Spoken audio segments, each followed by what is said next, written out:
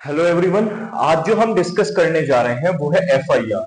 FIR जो पहले CrPC के अंडर था वो था सेक्शन नंबर 154 में, मगर अब जो बीएनएसएस के अंडर है वो है सेक्शन नंबर 173 में एफआईआर। ठीक है, भारतीय नागरिक सुरक्षा संहिता सेक्शन नंबर 173 डील करता है एफआईआर से।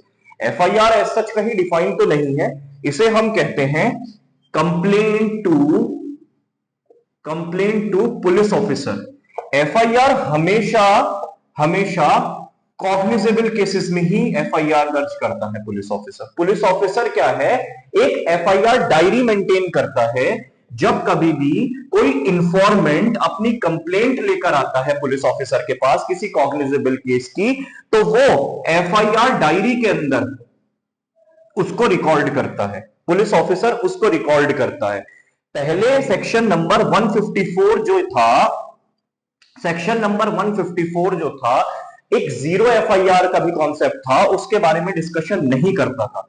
मगर अब एक टर्मिनोलॉजी जो एक लेजिस्लेटिव रिकॉग्निशन दे दिया गया है, irrespective of the area where the offence is committed, irrespective of the area where the offence is committed. इससे इस पॉइंट को ऐड करने के बाद जो सेक्शन नंबर 173, अब जो बीएनएसएस के अंदर सेक्शन नंबर 173 है, तो हमने जीरो एफआईआर को भी, ये जो हमने लाइंस इस्तेमाल करी है इसके बाद ये जो हमने चेंज किया है, जीरो एफआईआर को हमने लेजिस्लेटिव रिकॉग्निशन भी दे दी है। तो एफआईआर को फर्दर समझते हैं हम। जो कॉग्निजेबल केसेस की जो आप कंप्लेंट है, जिसे हम एफआईआर बोलते हैं, जब पुलिस के सामने आप तीन तरीके से दे सकते हैं। या तो आप ओरली दे सकते हैं, या आप रिटर्न में लेके जा सकते हैं अपनी कंप्लेंट को, या फिर इलेक्ट्रॉनिक फॉर्म में भी, इलेक्ट्रॉनिक फॉर्म में भी आप दे सकते हैं। तो एक एक करके समझते हैं। जब आप अपनी कंप्लेंट को ओरली पुलिस ऑफिसर के पास देते हैं तो पुलिस ऑफिसर क्या करता है, उसे रिटर्न में कर लेता है। पुलिस ऑफिसर उसे रिटर्न में कर लेता है, और अगर आप रिटर्न में देते हैं तो वो री एंट्री करता है, उसे रिटर्न में दोबारा कर लेता है।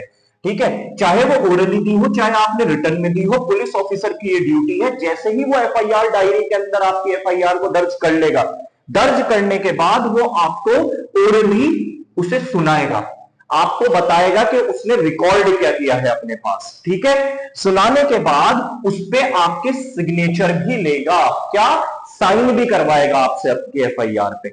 जब आपसे आपकी एफआईआर पे ओरली या रिटर्न में हो जाए, ठीक है, तो आपको ओरली वो एक बार आपको डिक्टेट भी करेगा कि मैंने क्या लिखा है क्या है, और दूसरी चीज उस पर आपके साइन भी लेगा।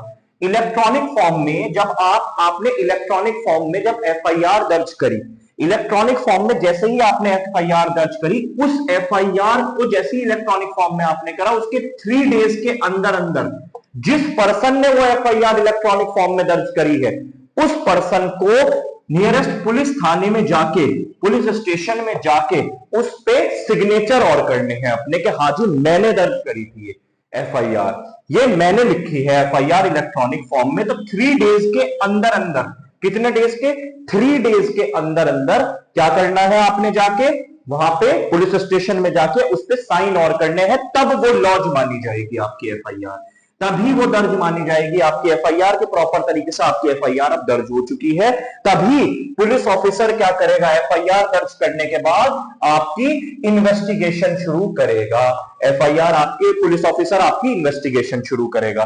ठीक है, आगे देखते हैं। इसके अंदर एक पॉइंट और है कि जितने भी जैसे सेक्सुअल ऑफेंसेस अगेंस्ट वुमेन है भारतीय न्याय संहिता में, जो पहले आईपीसी था, उसके अंदर 64, 65 ऐसे टाइप के ऑफेंसेस हैं, जैसे रेप है या कोई सेक्सुअल असॉल्ट है, उसके अंदर वुमेन पुलिस ऑफिसर ही उस वुमेन की एफआईआर को लॉन्च करती है। एक वुमेन पुलिस ऑफिसर ही वुमेन की एफआईआर को लॉन्च करती है। एक तो ये हो गया ये पॉइंट। और जो एक मेजर चेंज जो सबसे बड़ा आया है उसके अंदर, एक मेजर चेंज आप लोगों को बताता हूं। एक मेजर चेंज, सबसे इंपॉर्टेंट चेंज एक आया है कि जब कभी भी पुलिस ऑफिसर जब कभी भी एफआईआर लॉन्च कर लेता है, एफआईआर लॉन्च करने के बाद जो ऑफेंसेस, जिस ऑफेंस की उसने एफआईआर लॉन्च करी है, अगर वो ऑफेंस 3 इयर्स से लेकर कितना 7 इयर्स तक का, 3 साल से ज्यादा और 7 साल से कम का अगर कोई अपराध है जिसकी उसने एफआईआर दर्ज करी है, तो वो प्रायर परमिशन लेगा। प्रायर परमिशन लेगा, किससे लेगा? प्रायर परमिशन लेगा वो डीएसपी से। ठीक है, डीएसपी से परमिशन लेने के बाद वो परमिशन किसकी लेगा? प्रीलिमिनरी इंक्वायरी की, कि मैं इस केस के अंदर सर एक बार इंक्वायरी करना चाहता हूं और मैं देखना चाहता हूं क्या कोई प्राइमा फेसाई केस बनता भी है या नहीं बनता, या बंदे ने यूं ही एफआईआर दर्ज करा दी, तो ही मैं इन्वेस्टिगेशन शुरू करूंगा इसके अंदर। एक बार पता लगाना चाहता हूं कि क्या कुछ ऐसा केस है भी या नहीं। वो प्रीलिमिनरी इंक्वायरी उसे 14 दिन के अंदर, 14 डेज के अंदर अंदर खत्म करनी है और ये डिसाइड करना है, मगर किसकी प्रायर परमिशन लेनी पड़ेगी? डीएसपी की, कि मुझे इन्वेस्टिगेशन इस केस के अंदर फर्दर करनी है या नहीं करनी है। ये वाली बात भी हो गई। और अगर उसे लगता है एक प्रिलिमिनरी इन्वेस्टिगेशन करने के बाद कि हाँ भाई प्राइमा फेसाई केस बन रहा है, तो फौरन वो इन्वेस्टिगेशन को शुरू कर देगा। फौरन वो क्या कर देगा? इन्वेस्टिगेशन को शुरू कर देगा।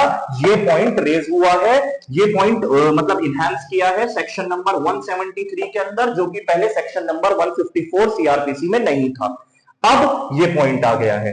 अब क्या है, मान के चलिए अगर पुलिस ऑफिसर आपकी एफआईआर तो उसने दर्ज कर ली, और पुलिस ऑफिसर को ये मैंडेटरी है, it is mandatory for police officer कि अगर कोई इंफॉर्मेंट उसके पास आया है, अगर कोई इंफॉर्मेंट उसके पास आया है, तो वो एफआईआर लॉन्च करने को मना नहीं कर सकता। एज पर ललिता कुमारी का एक जजमेंट आया था, उसके अंदर ये कहा गया था, it is mandatory for police officer to launch an FIR. Police officer के पास ये झूठी एफआईआर है, सच्ची एफआईआर है, ऐसा कुछ हुआ है नहीं हुआ है, वो बाद की कहानी है। आपका काम है एफआईआर को दर्ज करना, लॉन्च करना। ठीक है, आगे समझते हैं। मान के चलिए अगर पुलिस ऑफिसर या तो आपकी एफआईआर लॉन्च नहीं कर रहा, या फिर उस केस के अंदर इन्वेस्टिगेशन नहीं कर रहा आपकी कंप्लेंट दर्ज करने के बाद, तो आपके पास ऑप्शन आता है 173 क्लॉज 4 का। 173 क्लॉज 4 ये कह रहा है कि जो इंफॉर्मेंट है वो एक रिटर्न में अपनी कंप्लेंट बनाएगा, और रिटर्न में कंप्लेंट बनाने के बाद वो पोस्ट से सुपरिटेंडेंट ऑफ पुलिस एसपी को भेज देगा। सुपरिटेंडेंट ऑफ पुलिस जैसे ही वो उसे इंफॉर्मेशन मिलती है, पोस्ट उसके पास पहुंचता है इंफॉर्मेंट का, तो वो दो चीजें कर सकता है, या तो वो खुद ही इन्वेस्टिगेशन कर सकता है, या फिर अपने सबऑर्डिनेट ऑफिसर को कहेगा कि इस केस के अंदर इन्वेस्टिगेशन करो। ठीक है, अगर वो खुद इन्वेस्टिगेशन करता है तो 173 क्लॉज 4 को हमें रेड विद करना पड़ता है सेक्शन नंबर 30 ऑफ बीएनएसएस के साथ। उसका मतलब यह होता है कि जैसे एक नॉर्मल पुलिस ऑफिसर उस एरिया के अंदर इन्वेस्टिगेट करता जहां पे अपराध हुआ है, ऐसे ही superintendent of police superior officer है वो भी सेम उसी तरीके से केस को इन्वेस्टिगेट करेगा। ठीक है, अब इसके अंदर अगर मान के चलिए कि अगर सुपरिटेंडेंट ऑफ पुलिस भी आपकी बात को नहीं सुन रहा है और इन्वेस्टिगेशन नहीं कर रहा है, तो अब 173 क्लॉज 4 की लास्ट लाइन में एक चीज ऐड कर दी गई है। 173 क्लॉज 4 की लास्ट लाइन में ऐड कर दिया गया है कि the इंफॉर्मेंट may make an application to magistrate। तो आप अब 175 क्लॉज 3 के अंदर एप्लीकेशन अपनी लगा सकते हैं मैजिस्ट्रेट के पास।